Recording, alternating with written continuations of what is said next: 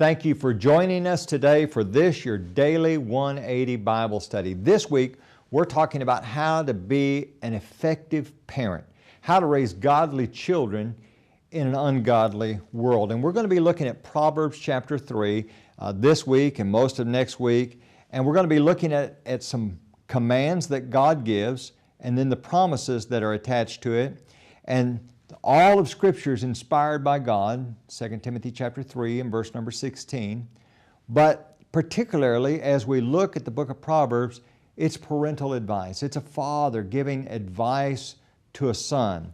And it's also the idea of a mother's law. And so it's important for us to pay close attention to this. You want to raise good children? This is a good place to start. So let's begin in Proverbs chapter 3, verse number 1. My son, do not forget my law, but let your heart keep my commandments. There's the command. Now notice the promise that is attached to that in verse number 2. For length of days and long life and peace they will add to you. So if you want to help your children have the best life possible, teach your children to be obedient. Did you notice that back in verse 1? My son, do not forget my law, but let your heart keep my commands.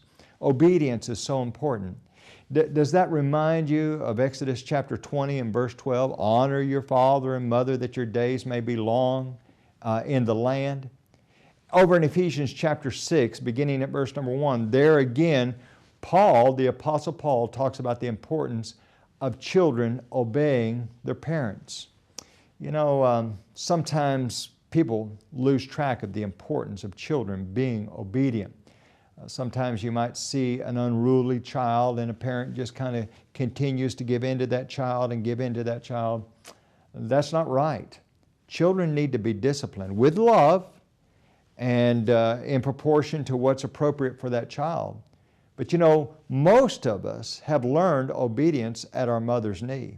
Sometimes we learn obedience over our mother's knee. But it's so important. If you want your child to have the best life, what you need to do is teach that child that they need to be obedient. And then when they learn to be obedient, they're going to learn what it means to be obedient to God. Thank you for being with us today for this, your daily 180 Bible study, and be with us again tomorrow.